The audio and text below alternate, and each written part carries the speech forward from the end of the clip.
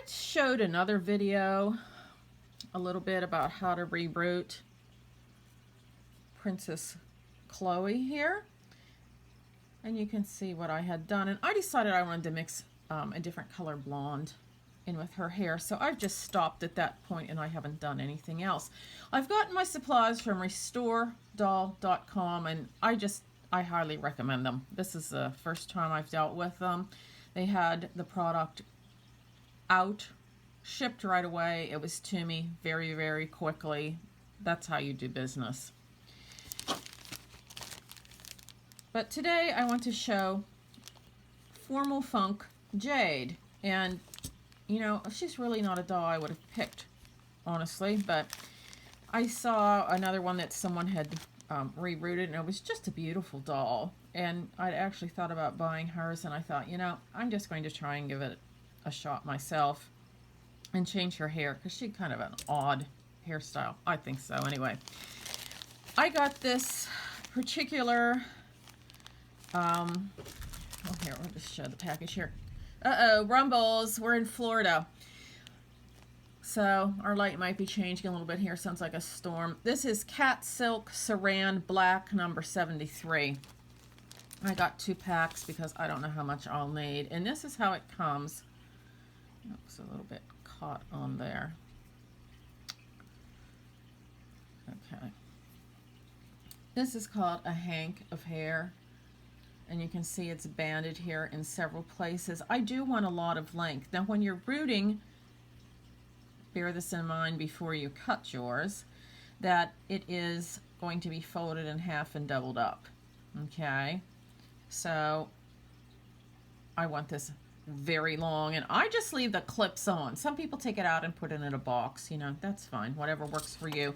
And I would advise getting a good pair of scissors. I have some hair cutting scissors here. I'm just going to, if you can hear that cut there, I mean, these aren't like Fiskars, okay?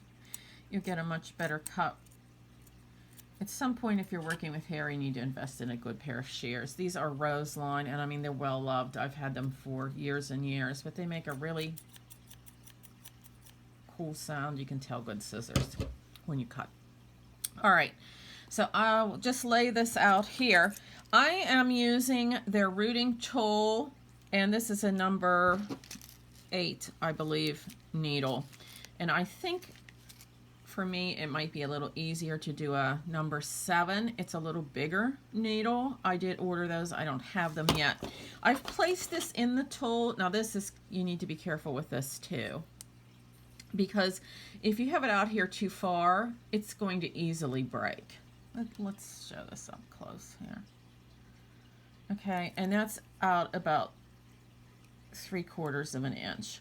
If you don't put this little fork out far enough, you can't, it won't go down into the head. And if you have it out too far, you're going to be putting a lot of torque on that, you know, pressure when you go into the head, and it will, you know, be more likely to break. But I just take a very few hairs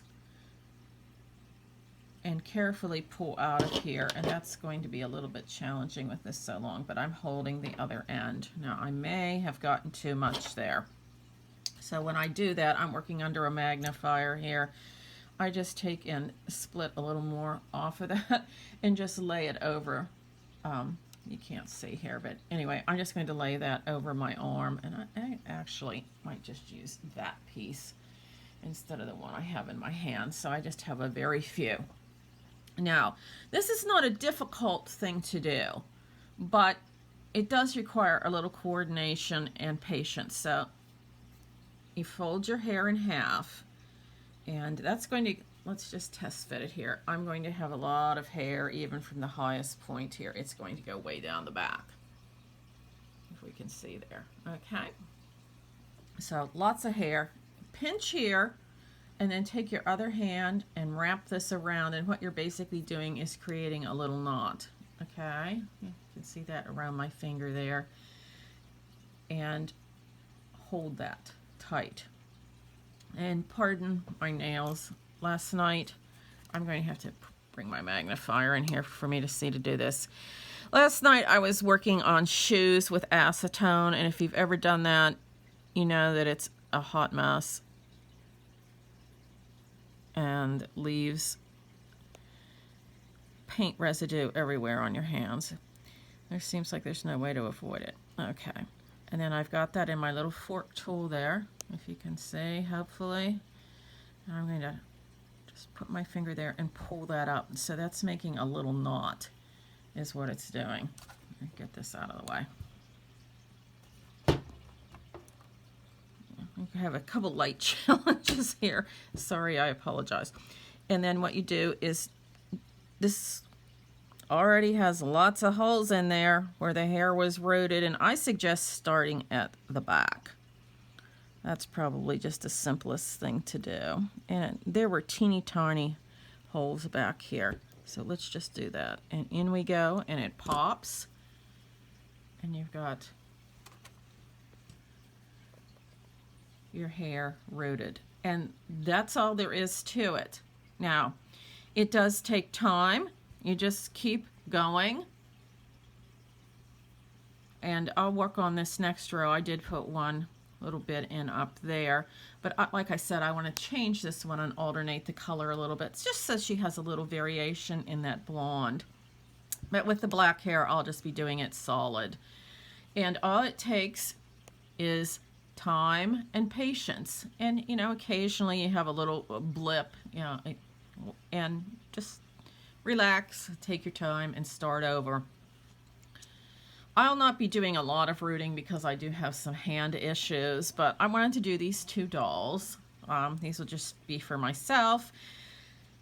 And it's as easy as that. So this is a great tool.